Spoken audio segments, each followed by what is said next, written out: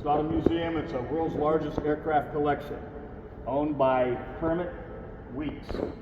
Mr. Weeks is on that poster in the back. He's a producer of his own books. He makes a rum, which is for sale, and he's a very dynamic individual. Normally he will be here, hopefully he'll come, we don't know if he'll come or not. But it started with a song. He was in 11th grade and he heard the song Snoopy and the Red Baron. And this excited him and propelled him to go into the aircraft business. He built his own aircraft as a senior in high school, and then after graduation he entered a lot of different aerobatic events and contests and won many, many awards here in the United States and overseas.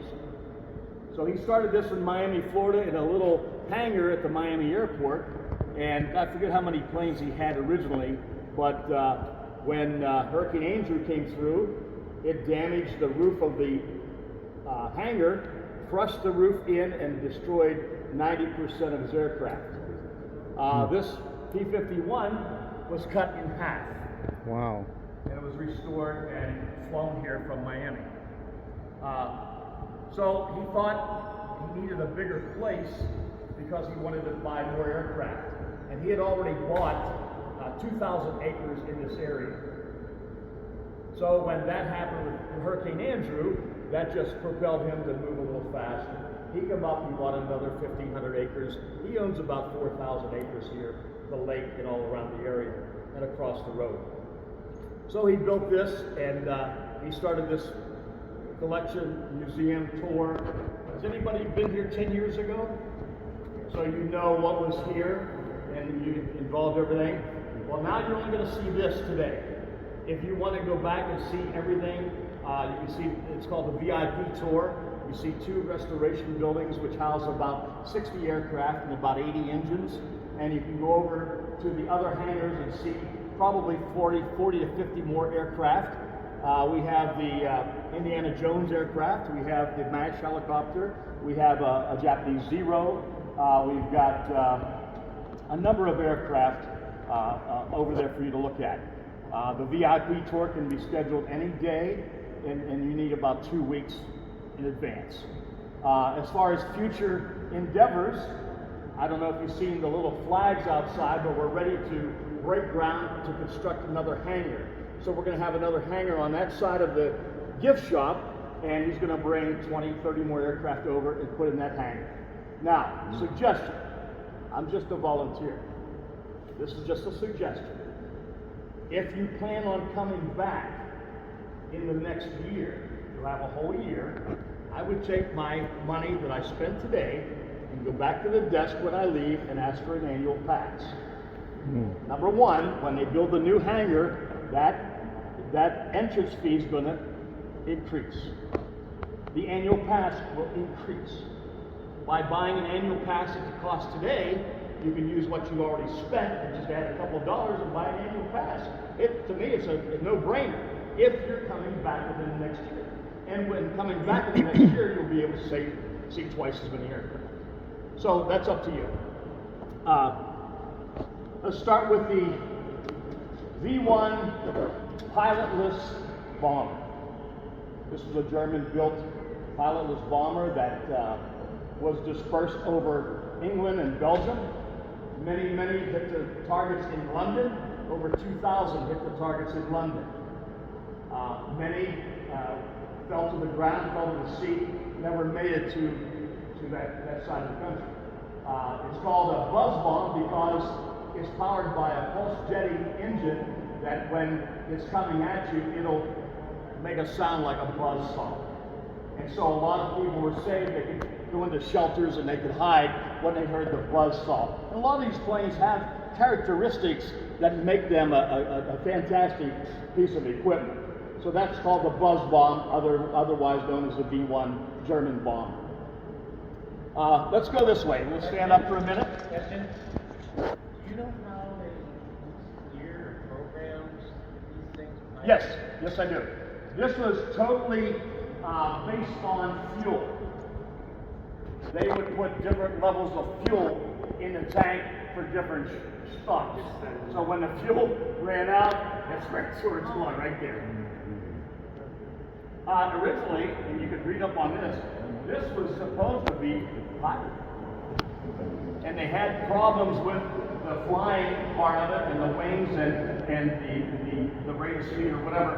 And so they axed that. Thank goodness. Who would volunteer to do a kamikaze expedition over London in a bomb that's going to blow up when you land? You know, so thank God they changed that to a pilotless. But it was originally going to be a piloted version. Was it P-51. What a magnificent airplane. He had a question. I'm sorry. No, go ahead, go ahead. actually they built some pilot versions to test it because it had such bad flying characteristics. Yes, yes, yes. So, and who would wanted to test it? That's what I get. The woman. Really? A woman tested Hannah it? Leitch. I'll put that in my next tour. Did you everybody hear that? A woman pilot tested that, was the first pilot to test that plane. And they had problems, like I said, he said they had problems flying it. And I think they enlarged the wings and stuff like that or whatever. But, well, thank goodness it's not piloted. P-51 was Kermit's second plane, really his first aircraft he bought, but he bought a trainer. There was a trainer that the Germans produced that they had to train on this one aircraft before they could fly the P-51. And he bought that first, then he bought this. He bought this in 1975 at $155,000. That's a lot of money What do you back think it's then. worth today? $3 million? Yeah. When we go through the tour, every aircraft that's been restored has been restored to honor a pilot, an event, a skirmish, a situation, but it's painted and reflects that actual plane. It's not the actual plane, but it reflects it. This is depicted, restored to the exact specification of the pilot, whose name is Preddy, P-R-E-D-D-Y, Major George Preddy. Major George Preddy was the #1 ace in World War II. December 25th, 1947, he was flying a mission and he got radioed that they had an enemy aircraft coming at the base where they were located, and he was supposed to bring it down. So he was chasing this enemy aircraft, and they were right over the treetops in range of this base, and someone called, "There's 2 enemy aircraft coming at us." They shot them both down. So at 25 years old on December 25th, Christmas Day, Major Preddy lost his life. And Wow. so this plane is reflected by the restoration of the exact same plane. And you can see the kills on the fuselage. You can see the kills, and you can read up about George Preddy if you would like. After we're done, you can stay as long as you want. In fact, there's a tour at 12:30. It'll be a totally different tour. I'm the best. And if I don't know something, or you ask me something I don't know, I will lie to you. So that makes it more interesting. But after you're done here, if you want to come back and look at the placards give you a wealth of information: where the plane was bought, why it was bought, and a little excerpt from Kermit Weeks. Let's go this way.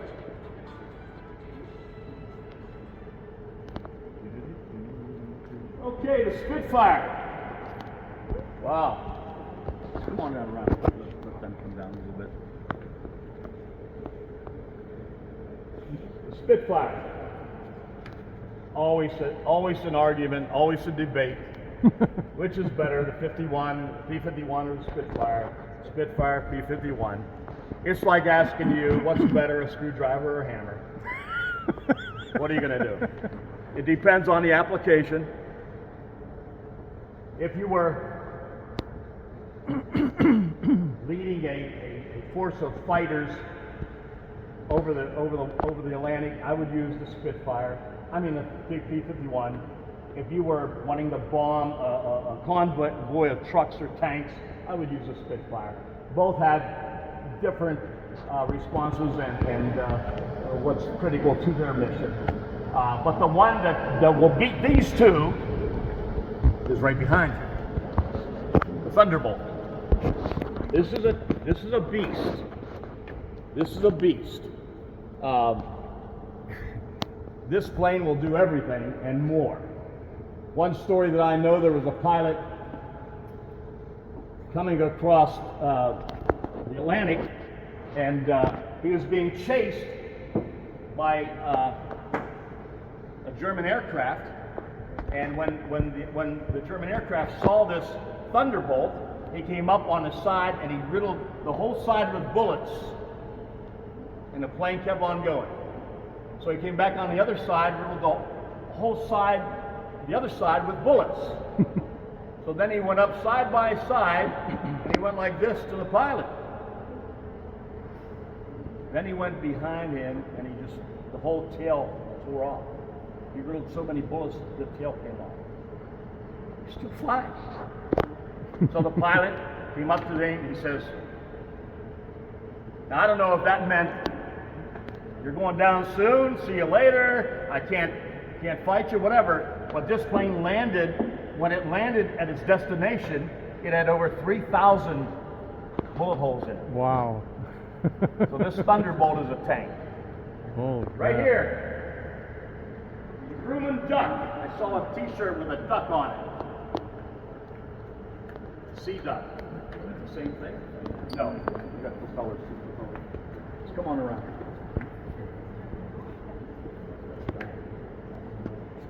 Murphy's Law, Baba Black Sheep. This plane was the plane that was on these films.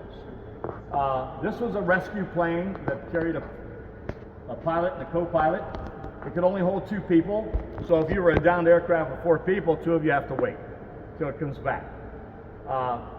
It saw a lot of action in Burma and Indonesia, and then at the end of the war, we had supplied these 2 areas with medical people and doctors and nurses and things like that, and the Grumman Duck was supplying the medical supplies to these hospitals or to these doctors and nurses. Well, the pilots, I guess they wanted to impress the ladies. That's what we did in the 50s, 60s, and 70s. So they started taking candy to the nurses. So that's why it's called the Candy Clipper. Let's go over here. This is probably my favorite, one of my favorites. Here's my favorites right here.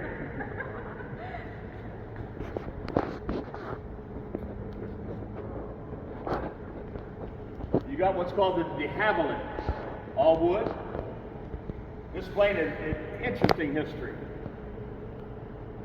This was not the plane owned by Lindbergh, but he flew one, he owned one.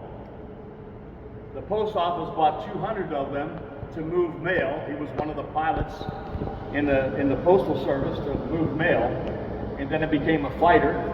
But at the end of the war, you could buy the engine on this plane for $25, and you could buy the whole plane for $50. A lot of carnivals or fairs or whatever would have rides for a nickel or a dime or a quarter or whatever, and you could ride this, and that's how they made their money back, spending $25 to $50. Now, a lot of neat things about this. No heat. And if you're, how many pilots in here? How many pilots have a pilot's license? 1, 2, 7? All right, 3. Okay. No, you know when you get to a certain altitude, it's freezing. Mm-hmm. No heat. So they put in these generators that produce heat in the cockpit. Now, look at that fuel tank right above you. If you were an opposing fighter pilot, where would you aim? I would aim for that roof, because that's one of the tanks. All wood, pilot, co-pilot, / bombardier sat back here. Now, this had the latest, greatest, can't be replaced suspension system at the time. I want you to come up here and just look over the wheels, look in the hub there, look at that suspension system. It's fantastic. Am I too loud? No. Guy, you said, I heard you say. What do you got on? And when you say bombing, they literally had the bombs and the satchels and. Oh yeah, I'll show you that. I'll show you. You're right. You're exactly right. But bungee cords, if you didn't come up, and why I don't know, you didn't come up, or are you embarrassed, or you're not intimidated, are you? Don't be, because I'm barely running out of information to say. But bungee cords inside, fantastic. That's crazy. Now, if you look here, like this gentleman just said, co-pilot, I take these down. I'll let you see everything. I'll let you get into planes. So, if you look in here, you got the co-pilot / bombardier, and I want you to come here. You got to look in to his seat, and you see the crosshairs in front of him. Then they drop the bomb. So when they got the crosshairs over the designation, am I too loud? Really? Tell me. No, you're perfect. There's something wrong. They used to. You're used to. But if you look at the crosshairs in below the seat, and then he took the bomb through the hole. Am I keeping you up? All right, we'll take a nap. You want to take a break? I got one more question. ahead. Is it so balanced of the tires because of the engine you have to put weights in the back, or will it fall forward if there's not enough back here? Well, let's see. No, I don't know. Yeah, probably. I'd say yes. I don't question things like that. All right, let's go this way. I like your attention to detail. I worked on airplanes, so Yeah, how much did they weigh? Oh, 6 to 10 pounds. Yeah, they weren't. Yeah, they weren't massive bombs, and I think he could only carry maybe a dozen back there. But they had 2 machine guns, one in the front and one in the back. And they've been taken off. Supposedly you can't buy a plane with armaments on it today. So they had to take them off. I don't know if he bought it like this or he bought it with armaments. Neat plane. Let's go over here. You have the GB planes.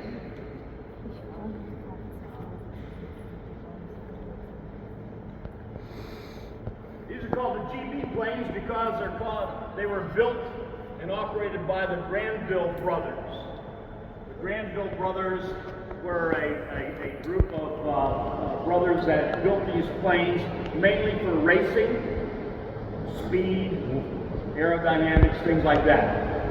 This black and yellow one set a world record, 295 miles an hour. So they had a speed contest, and one of the brothers says, I can make this plane go over 300 miles an hour. So I don't know what they did. They tinkered with it, and they entered the race, and they broke their record, 305 miles an hour. Both wings fell off, and he crashed and got killed. So he set a world record there. Let's go this way. Yeah. If you look back here, there's a piece of wooden kindling. And I would like you to go back and touch that wood. It's kindling. To me, does everyone know, except the young boy, does everyone know what kindling wood is? To me, that's kindling wood. It's not a fire. Yeah, for fire. This was called, what's it say there? What's the name of it? Vega, exactly. This was the aircraft, or the shell, of what Amelia Earhart first flew over the Atlantic. oh wow. He would like to restore this. This is on his list of restorations. But this is the Vega, which is the first aircraft Amelia Earhart flew over the Atlantic.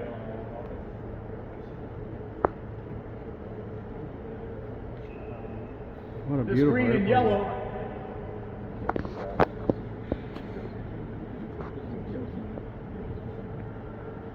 Oh, that's so Also, pretty. if you go in the gift shop and you see the books that Kermit has written and produced, all of them reflect these GB planes. So get a chance, look in there after you're done. This green and yellow one was piloted by Mr. Doolittle. Everybody should know who Mr. Doolittle was. Yep. He entered many races. He was in many races, speed races. One day he came to the Granville Brothers and he said, I quit. I'm done with speed racing. I'm done with these planes. I'm giving it all up. And they said, why? He said, all my friends are dead. I don't think there's any survivor of the GB days of racing. So he quit, which was fortunate enough for us. He joined the Army Air Corps, and the rest is history. Yeah.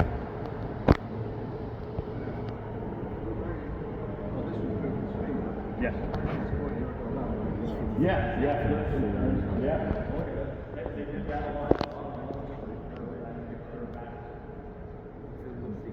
Okay, over here, let's go over here.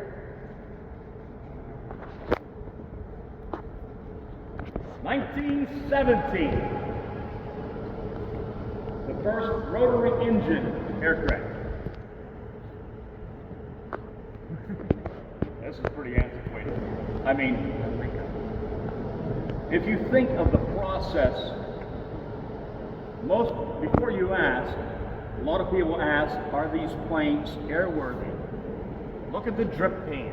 If there's a drip pan, we just cleaned them. But if there's a drip pan, this plane can fly. Yep. You and I, we couldn't double up. No, I couldn't be your co-pilot. And if you look, without touching, if you look at the wing, just a unique thing about the wing. If you look at the wing, it's all hand stitched. It's all hand stitched. Then there's a polyethylene substance put on top, and then when it dries, it becomes the wing. Is it like canvas or something? Something like canvas. This Yeah. ain't the original canvas, all right? Yeah. Yeah. Is it? Yeah. Really? Yeah. Wow. Very well You preserved. can't. I think there's less than 10 people that can do that today in the world. That's amazing.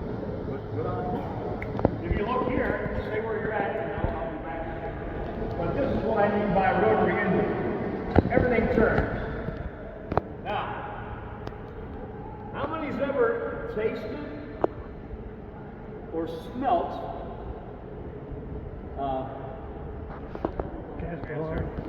castor oil? Okay. If you haven't, go see if you can buy some and taste it. You got to have experience tasting it. This was operated and run lubricated by castor oil. It took a quart of castor oil every hour, every 100 miles. Or something. Wow. But what happened was, hold that thought for a minute.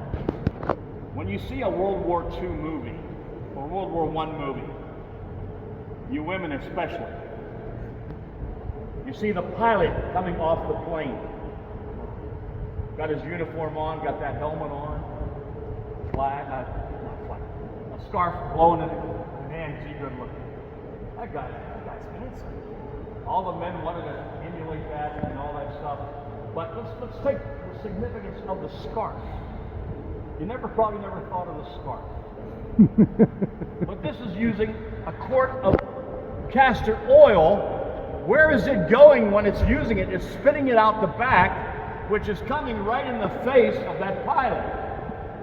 So he has to wipe his goggles with that scarf, or he has to put it up like this because the fumes are so obnoxious. So we never thought of the scarf being instrumental in the pilot's job. Now, when this plane was first produced, we had a 50 caliber machine gun up here on top, and what was happening when they were in a skirmish or a situation, they would shoot the machine gun and would tear the propeller in half. They would cut the propeller in half.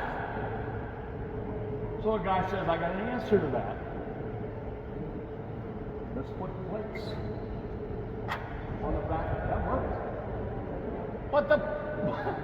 But the shells and the bullets came back with the castor oil on the pilot's head. So that didn't work. So another guy says, I got an answer. So they raised a machine gun. Now when they were in a skirmish or a situation, the pilot had to stand up to man the machine gun, had to put the throttle stick between his knees, and that's how he piloted the aircraft. Like that. How long did that work? So finally a German guy said, I got the answer. They put a synchronizer in here, and it only works when the propeller this way, and it fires. So, but that's a little bit about the first room. Let's go this way. The Germans did it right.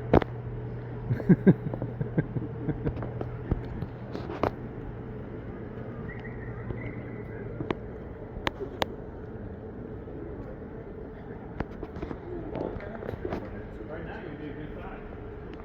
You get much bigger than you are now, it's not going to be. Another debate.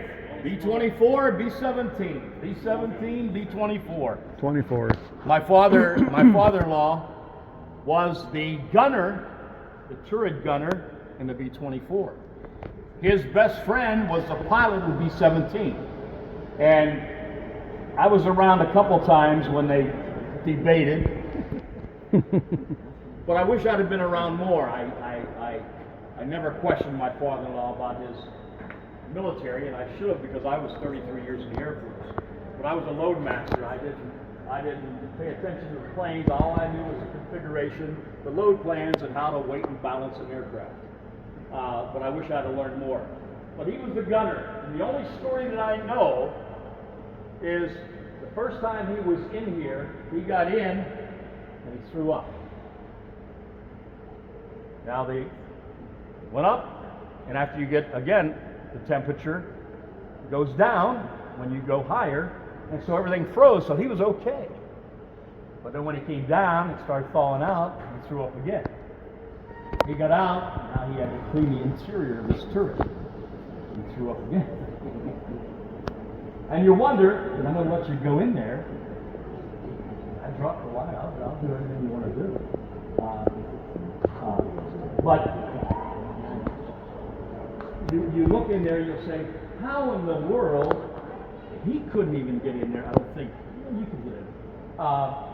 But you have to remember, in World War II, the average male, 18-year-old, was 4'9", 5 foot, and about 115 pounds.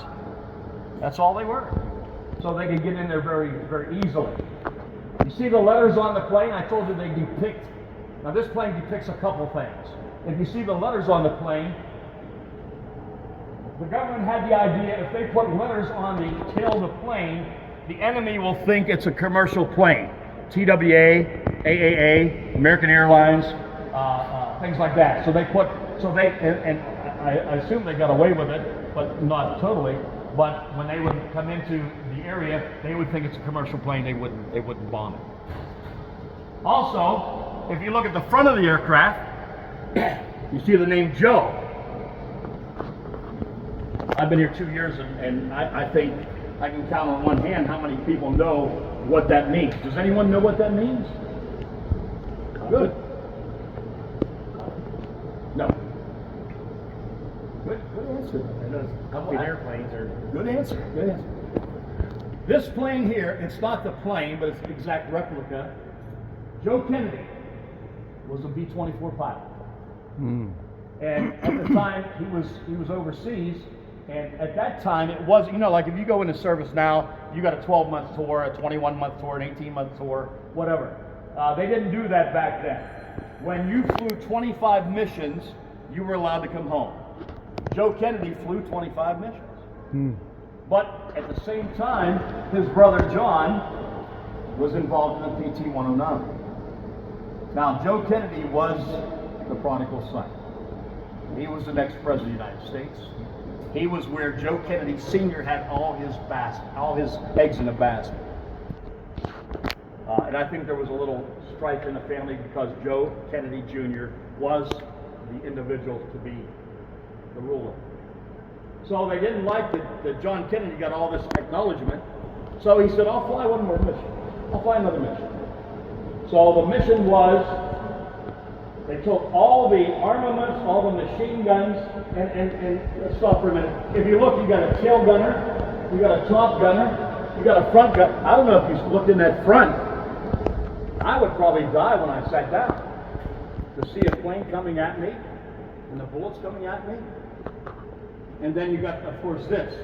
This thing here, once it's down, you can't get up. You can't get out. When they shut that door, you're in there. No parachute. You're in there until they retract that back up into the belly. The longest flight of a B-24 was 42 hours. Now I don't think it was down for 42 hours, but once you get in there, where would you like to be? That's my question. Where would you like to be? I don't even want to join. I don't want to be anywhere. But they took all the machine guns, they stripped the whole plane. I forget the amount of tonnage, but it was a tremendous amount of tonnage in this plane. And so Joe Kennedy and his co-pilot, when they were over the area to be bombed, they had a detonator because they were going to go back. They were going to set the detonator and then come back up, put on the parachutes and jump. And they said, when you jump, tell us you're jumping so we'll know that you're coming down.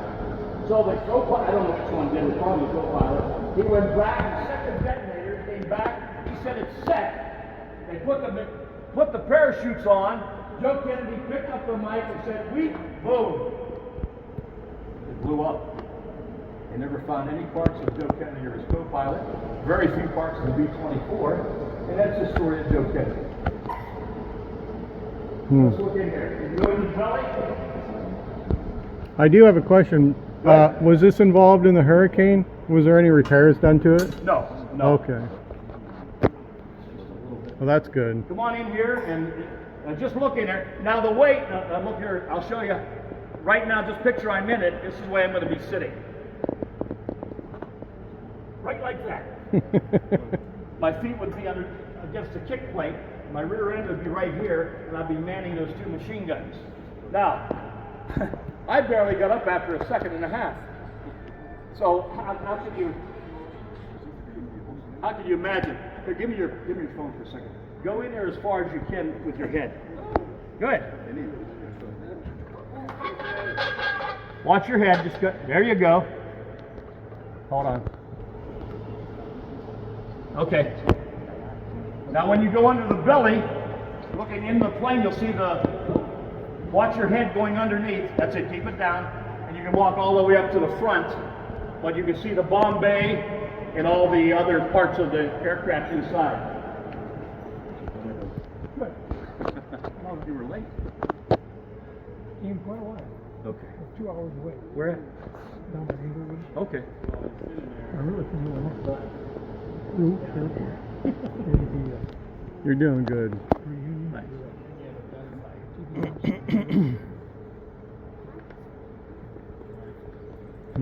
Just watch your head going underneath. You can take some video inside, go into the bomb bay. All right. Watch your head. Yep. You got to bend down a little bit. Your jacks are getting a little worse for wear, though. Maybe. Oh, it's a tire cap. The tire cap. Yeah. Our jacks in the Navy are always polished right here. Yeah. Oh, yeah. They're not polished here. There's an electric gun sight, and then if that fails, there's a normal gun sight. So remember we were talking about French fry and the hula hoop yesterday? Now you got ball in the hula hoop. I'd love to see this thing fully restored, though, to fly again. I know it can fly, but I wouldn't want to fly it in this condition. Okay. Well, come back. Are you going to come back? This forward back. It's amazing how fast. Yeah. So the heel is moving left and right. Forward and back. So it's like you sit like your parachute. Well, there's your parachute.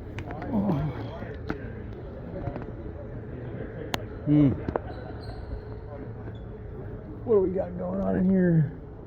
Oh, there's another spot.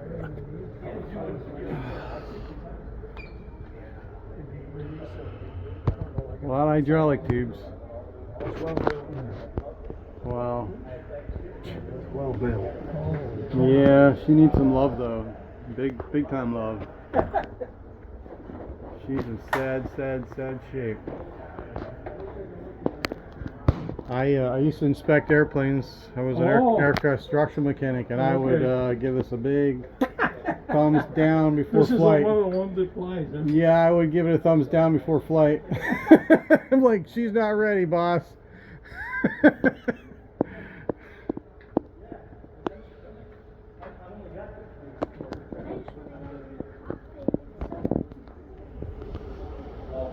Yeah. This is the bomb bay. That is where that bolter, and this one it recesses. In the B-17 it's always down, but it'll lower down and then Beautiful. So much history here. Any questions?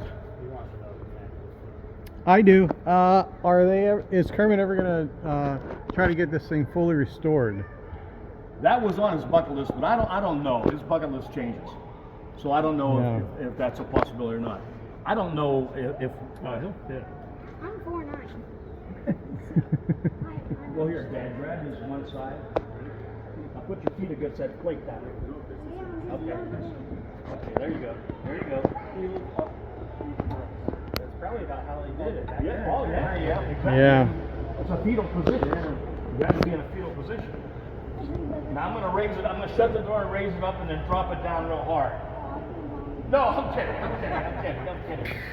Now we're gonna fly the plane, but spread your legs a little bit and look through your legs. Your dad's gonna take a picture. See him, Dad? Yeah, Get I got it. close.